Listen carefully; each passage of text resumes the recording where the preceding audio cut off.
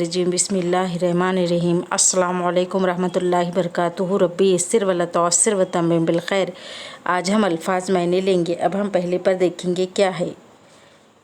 दक़ाइक़ु, दक़ाइक़ु यानी मिनट जमा के लिए कहा गया है। अब हम नीचे देखेंगे क्या है यहाँ पर। अख़ज़ता, अख़ज़ता यानी इन दो औरतों ने लिया।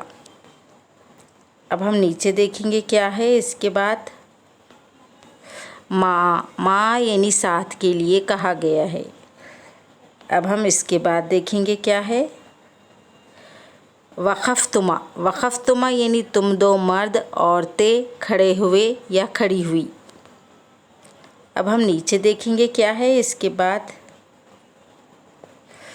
अख़ज़ना, अख़ज़ना यानी हम दो सब मर्दों औरतों ने लिया। अब हम इसके बाद देखेंगे क्या है यहाँ पर।